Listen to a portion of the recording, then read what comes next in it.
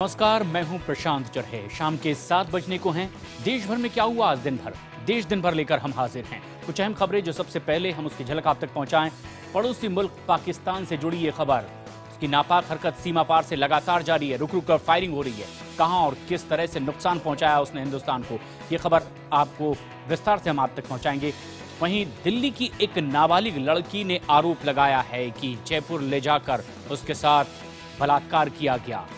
क्या है ये आरोप, विस्तार से ये खबर भी आप तक पहुंचाएंगे हम। वहीं बेटी की हत्या की आरोपी इंद्राणी और उसके ड्राइवर श्याम को अब 14 दिन की न्यायिक हिरासत में भेज दिया गया है। इस केस में किस तरह के डेवलपमेंट्स होते जा रहे हैं, ये खबर भी आप तक हम पहुंचाएंगे। वहीं मेरठ से एक बेहद अहम खबर, समाजवादी पार्टी के नेता और कार्यकर्ताओं पर लगा है संगीन आरोप और उनका ये गुनाह किस तरह से हो गया कैमरे में कैद, ये खबर भी विस्तार से आप देखिएगा देश दिन भर में। वहीं मुंबई से सटे मीरा भाईंदर में आखिर क्यों कुछ बिजनेस वाले पहुंच गए वहां नगर पालिका के कार्यालय में और मांस मछली लेकर उन्होंने किया प्रदर्शन, ये खबर विस्तार से हम आप तक पहुंचाएंगे। वहीं अगर बात आंध्र प्रदेश की करें तो यहां पर प्राकृतिक आपदा से बिजली गिरने से 20 लोगों की मौत हो गई है और इसके अलावा भी असम में बाढ़ से त्राही त्राही मची हुई है। किस तरह से हैं हालात, ये तमाम खबरें विस्तार से आप तक पहुंचाएंगे। लेकिन सबसे पहले खबर पड़ोसी मुल्क पाकिस्तान की नापाक हरकतों से जुड़ी। एक के बाद एक नापाक हरकतें पाकिस्तान की ओर से जारी है और ऐसे में इसी कड़ी में पुंछ के सब्जिया सेक्टर में एक बार फिर मोर्टार और गोलीबारी पाकिस्तान की ओर से की गई। एक हिंदुस्तानी आम नागरिक की इसमें मौत हुई। पाकिस्तान ने एक बार फिर सीजफायर का उल्लंघन करते हुए पुंछ के सब्जियां सेक्टर में फायरिंग की। रुक रुक कर हुई इस फायरिंग में एक भारतीय की मौत हो गई जबकि 7 घायल हो गए। मृतक की उम्र 25 साल बताई जा रही है। घायलों को अस्पताल में भर्ती कराया गया है। सेना से मिली जानकारी के मुताबिक कल रात 11 बजे से पाकिस्तान की तरफ से मोर्टार और ऑटोमेटिक हथियारों से लगातार फायरिंग जारी है। इधर भारत की तरफ से भी पाकिस्तान को करारा जवाब दिया जा रहा है। गौरतलब है कि पिछले 3 दिनों से अलग अलग सेक्टर में पाकिस्तान की तरफ से लगातार फायरिंग हो रही है। 15 अगस्त को भी पाकिस्तानी सेना ने बालाकोट सेक्टर में गोलीबारी की थी जिसमें 6 लोगों की मौत हो गई थी। और पाकिस्तान की नापाक हरकत लगातार जहां जारी है, वहीं पाकिस्तान के सेना अध्यक्ष राहिल शरीफ ने एक बार फिर गीदड़ भभकी दी है। उसने कहा है कि अगर पाकिस्तान किसी भी वक्त से अब लड़ाई के लिए तैयार है, अगर भारत की ओर से कोई ऐसी हरकत होती है तो छोटी या बड़ी किसी भी लड़ाई के लिए अब पाकिस्तान तैयार है। पाकिस्तान ने एक बार फिर कश्मीर राग अलापते हुए भारत को गीदड़ भभकी दी है। भारत के साथ युद्ध की 50वीं जयंती के मौके पर रविवार को जनरल शरीफ ने कहा कि कश्मीर का हल किए बिना भारत और पाकिस्तान के बीच कभी शांति नहीं हो सकती। पाकिस्तान ने कहा कि भारत के साथ चाहे लंबे वक्त या कम वक्त का युद्ध हो, वो तैयार है। वक्त आन पहुंचा है कि कश्मीर कश्मीरियों की उमंगों और अक़वाम मुत्तहिदा की करारदादों के ऐन मुताबिक हल हो। इधर तमाम राजनीतिक दलों ने इस गीदड़ भभकी पर पाकिस्तान की कड़े शब्दों में निंदा की। जब से नरेंद्र मोदी की सरकार बनी है, हमारी सरकार ने ईंट का जवाब पत्थर से देने का काम किया है। पाकिस्तान थियोलॉजी अब कर रहा है। 71 के अंदर क्या हुआ वो उसे मालूम है। शायद इतनी शर्मनाक हार दुनिया में कभी किसी को नहीं हुई कि 1 लाख फौजियों ने घुटने टेक दिए। वो इतिहास से सबक लेने को तैयार नहीं है। पाकिस्तान जहां हिंदुस्तान को इस तरह से गीदड़ भभकी दे रहा है, वहीं जिंदा पकड़ा गया आतंकी एक के बाद एक पाकिस्तान के राज फाश कर रहा है, उसकी पोल खोल रहा है। और ऐसे में नावेद का साथी अब शौकत जो पुलिस की गिरफ्त में है, उसका भी पॉलीग्राफ टेस्ट करवाया जाएगा और इसे लेकर कोर्ट में अर्जी भी दी गई है। शौकत को कड़ी सुरक्षा के बीच पटियाला हाउस कोर्ट लाया गया। शौकत को जम्मू कश्मीर पुलिस ने गिरफ्तार कर NIA को सौंपा था। NIA ने अदालत से शौकत के लाई डिटेक्टर टेस्ट की इजाजत मांगी थी। आपको बता दें कि उधमपुर में पकड़े गए नवेद के साथी शौकत अहम भट्ट पर आतंकियों का ट्रांसपोर्ट गाइड होने का आरोप है। अब कोर्ट से इजाजत मिलने के बाद NIA की टीम शौकत को पॉलीग्राफ टेस्ट के लिए CFSL लेकर जाएगी। सूत्रों के मुताबिक शौकत ने NIA की टीम के सामने कबूल किया कि वो नियंत्रण रेखा से सटे सभी इलाकों को अच्छी तरह जानता है। सूत्रों के मुताबिक उसने लश्कर के कई आतंकियों को कश्मीर के अलग अलग हिस्सों में पहुंचाया है। एनआईए की टीम अब ये पता लगाना चाहती है कि क्या शौकत ने आतंकियों को राज्य के बाहर भी भेजा है। शौकत ही नवेद और उसके 3 साथियों को LOC से लेकर आया था और उन्हें कश्मीर के अलग अलग हिस्सों में रखा था। आतंकी के साथी को कोर्ट में पेश किया गया, लेकिन एक मामला और कोर्ट पहुंचा है। यहां एक नाबालिग लड़की ने सनसनीखेज आरोप लगाया है। उसने आरोप लगाया कि नौकरी का झांसा दे करके उसे दिल्ली से जयपुर ले जाया गया और यहां इसके साथ बलात्कार किया गया। एक होटल में 1-2 लोगों ने नहीं बल्कि 30-35 लोगों ने। दिल्ली के मंगोलपुर इलाके की रहने वाली लड़की का आरोप है कि एक दंपति नौकरी दिलाने के बहाने उसे जयपुर ले गया, फिर इस होटल में कमरा बुक कराकर उसे ठहराया गया। 17 साल की इस लड़की का आरोप है कि होटल के कर्मचारियों और दूसरे लोगों ने उसके साथ 24 घंटे तक बलात्कार किया। पुलिस के मुताबिक किसी तरह लड़की चुंगल से छूटकर दिल्ली वापस आई और मंगोलपुरी थाने में शिकायत दर्ज कराई। पुलिस ने जांच के बाद होटल के 4 कर्मचारियों और दिल्ली के उस दंपति को गिरफ्तार कर लिया है। लड़की का आरोप है कि बलात्कार करने वालों में 30 से 35 लोग शामिल थे। मुझे इंजेक्शन वगैरह दिए, खाने में नशे की दवाइयाँ मिलाकर दी। पुलिस की तरफ से वो लोग मुझे जयपुर लेकर गए। वहाँ पे उन लोगों ने 4 लोगों को पकड़ा, जो लोग उन लोगों के साथ मिले थे। अब उन लोगों को वो लोग यहाँ लेकर आए, देखते हैं अब आगे क्या होगा। वहीं होटल के कर्मचारियों का कुछ और ही कहना है। उनके मुताबिक लड़की किसी लड़के के साथ होटल आई थी और बाद में दोनों के बीच झगड़ा हुआ और फिर लड़की का रेप हुआ। सर, जब एक रूम लगाता है, यहाँ पे एक कपल आया था, लड़का लड़की आए थे, दिल्ली से आए थे। उन्होंने रूम लिया था, उनको रूम दिया था और फिर उसके बाद शाम को 3-4 बजे फ़ोन आया था, तो हमने एक बार सर्विस देने के लिए आया था और फिर उसके साथ रेप हुआ। जो उनका बॉयफ्रेंड आया था, फिर उनको दोनों के बीच में कुछ झगड़ा भी हुआ था, फिर वो चले गए थे।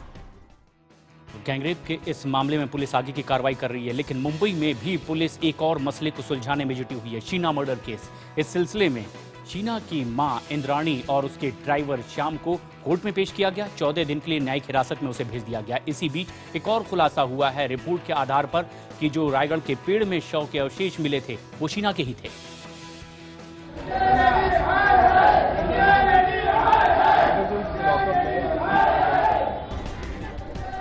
जिस वक्त इंद्राणी को कोर्ट ले जाया गया, उस वक्त खार पुलिस स्टेशन के दूसरे कैदियों ने इंद्राणी हाय हाय के नारे लगाए। बाद में जब कोर्ट में पेशी हुई तो अदालत ने इंद्राणी और ड्राइवर श्यामवर राय को 2 हफ्ते की न्यायिक हिरासत में भेज दिया। आज तीनों आरोपियों की पुलिस हिरासत खत्म हो रही थी। अदालत में सरकारी वकील ने पुलिस हिरासत बढ़ाने की मांग की, मगर बचाव पक्ष ने इसका विरोध किया। इसके बाद कोर्ट ने उन्हें न्यायिक हिरासत में भेज दिया। इंद्राणी को भाईखला जेल जबकि श्याम को ऑर्थर रोड जेल ले जाया गया। वहीं इंद्राणी के पति पीटर मुखर्जी आज फिर पूछताछ के लिए खार पुलिस स्टेशन पहुंचे। उधर संजीव खन्ना की ट्रांजिट रिमांड खत्म होने से पहले मुंबई पुलिस उसे लेकर कोलकाता पहुंची। यहाँ उसने संजीव के घर छापेमारी कर लैपटॉप, मोबाइल फोन और कुछ दस्तावेज जब्त किए। इसी भाईकला जेल में अगले 14 दिन इंद्राणी रहने वाली है। यहाँ के इन जेल के स्टाफ को देख सकते हैं। ये महिलाओं का जेल। आपको मैं बता दूं कि जो महिला आरोपी है उन्हें यहाँ पर रखा जाता है और यहाँ पर इंद्राणी मौजूद है। इंद्राणी को आपको मैं दिखाना चाहूँगा, शांत किसी से कुछ भी बात नहीं कर रही है। और यहाँ पर ये जेल का इस हिस्से को देख सकते हैं कि यहाँ पर सुरक्षा काफ़ी ज़्यादा कड़ी कर दी गई है। इस बीच एसएफएल की तरफ से इंद्राणी की डीएनए रिपोर्ट भी सामने आ गई है, जिसमें तस्दीक हो गई है कि रायगढ़ में पेड़ के जंगलों से मिले अवशेष शीना के ही थे। सूत्रों के मुताबिक पूछताछ में इंद्राणी और ड्राइवर ने बताया है कि रायगढ़ में शीना की लाश ठिकाने लगाने से पहले उन्होंने 5 और जगहों की रेकी की थी। पुलिस की कोशिश है कि शीना मर्डर केस को जल्दी से सुलझा लिया जाए, लेकिन अगर बात सियासत की करें तो आम आदमी पार्टी के बीच की उलझन बढ़ती जा रही है, क्योंकि पंजाब के 4 सांसदों वाली इस पार्टी में 2 सांसद पार्टी से निलंबित किए गए हैं। ऐसे में एक सांसद भगवंत मान का एक ऑडियो सामने आया है जिसमें वो अपने हाईकमान पर सवाल उठा रहे हैं। आम आदमी पार्टी के सांसद भगवंत मान और हाल ही में पार्टी से निलंबित सांसद धर्मवीर गांधी के बीच कथित बातचीत के एक ऑडियो टेप से पार्टी में हड़कंप मचा हुआ है। भगवंत मान के इस कथित ऑडियो टेप में निलंबित सांसद धर्मवीर गांधी से वो ये कहते सुने जा सकते हैं कि पार्टी पर नेताओं को थोपा जा रहा है। उधर धर्मवीर गांधी का कहना है कि ऑडियो टेप सही है, मगर इसे लीक किए जाने से उन्होंने इनकार कर दिया। मुझे नहीं पता क्या किसने किया है और किसने ये मतलब बात बाहर निकाली है। मैं तो आज तक कभी ऐसी बात ना सोच सकता हूँ, ना मैं कभी करता हूँ। जो बात करता हूँ सीधी करता हूँ। वैसे ये टेप 6 महीने पुराना बताया जा रहा है। आखिरकार घंटों बवाल मचने के बाद खुद भगवंत मान मीडिया के सामने आए और सफाई दी कि केजरीवाल से उनकी कोई नाराजगी नहीं है। छोटे मोटे ऐसे जो बातें हैं इनको उभार के मीडिया में भी गलत मैसेज आता है, लोगों के दिल में भी। लेकिन मैं आपको ये कहना चाहता हूँ, मैं केजरीवाल जी का, अरविंद आम आदमी पार्टी जी का हमारे प्रधान हैं, उनकी नेतृत्व पर मुझे कोई शक नहीं है और मैं उनके नेतृत्व में वफादार सिपाही की तरह काम कर रहा हूँ, करूँगा। उधर आम आदमी पार्टी ने केंद्र सरकार पर नेताओं के कॉल रिकॉर्ड करवाने का आरोप लगाया है। साथ ही पार्टी ने कहा है कि वो इस बार लोकसभा स्पीकर से शिकायत करेंगे। और अब खबर मुंबई से सटे मीरा भाईंदर इलाके से, जहां पर महानगर पालिका में कुछ मांस मछली विक्रेता यहां कार्यालय में ही पहुंच गए मांस मछली लेकर के। दरअसल 10 दिनों के लिए यहां मांस के व्यापार पर बैन लगा दिया गया है। असली में पर्यूषण पर्व को लेकर के ये फैसला लिया गया है। मीरा भाईंदर महानगर पालिका में हाथों में गंडासे लिए महिलाएं और हाथ में मछली और चिकन लेकर प्रदर्शन कर रहे ये लोग 10 दिन के लिए मांस की बिक्री पर लगी रोक से नाराज हैं। डिप्टी मेयर और कमिश्नर की केबिन में घुसकर इन लोगों ने इसी अंदाज में विरोध दर्ज कराया। इस बीच शिवसेना ने इस मुद्दे पर अपनी सहयोगी बीजेपी को आड़े हाथ लिया। दरअसल इस महानगर पालिका पर बीजेपी का कब्जा है। अब इतने दिनों तक मांस की दुकानें बंद रखने के फैसले का शिवसेना विरोध कर रही है। शिवसेना का आरोप है कि बीजेपी इस फैसले के जरिए वोट की राजनीति कर रही है। बीजेपी के इस फैसले का कांग्रेस और एनसीपी ने भी विरोध किया।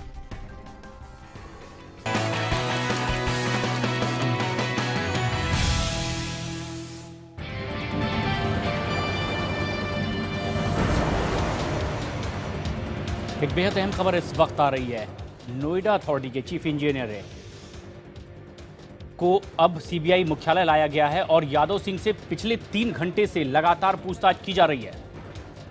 करोड़ों के भ्रष्टाचार के आरोपों में लगातार पूछताछ यादव सिंह से सीबीआई मुख्यालय में। शंकर आनंद हमारे सहयोगी इस वक्त फोन लाइन पर मौजूद हैं ज्यादा जानकारी के साथ। शंकर, क्या ताजा जानकारी मिल पा रही है?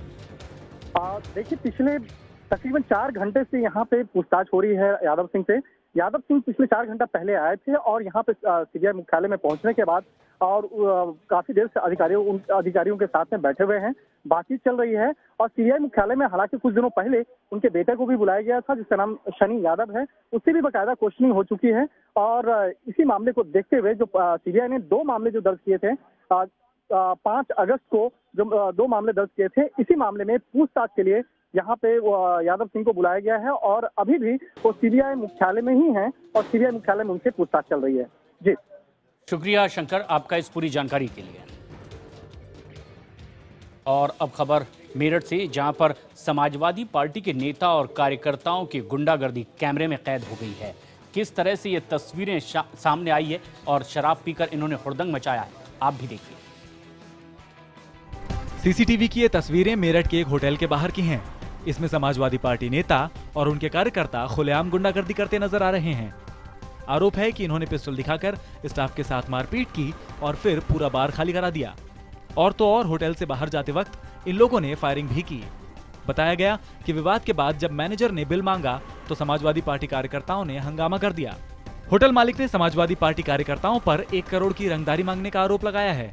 आरोप है कि होटल में बवाल करने वालों में मेरठ के महानगर अध्यक्ष आदिल चौधरी के भाई वामिक चौधरी और युवजन सभा के महानगर अध्यक्ष नितिन कसाना के भाई सचिन कसाना और उनके 2 साथी शामिल हैं। कुछ लोगों ने जाकर के वहाँ मारपीट की है और अभद्रता की है। वहाँ उपस्थित जो लोग थे उनके साथ में इस पर एक तहरीर प्राप्त हुई है, जिसको कि दर्ज कर लिया गया है और जांच उस पर जारी है। जो वास्तविकता होगी उसके साथ कड़ी कार्रवाई करेंगे।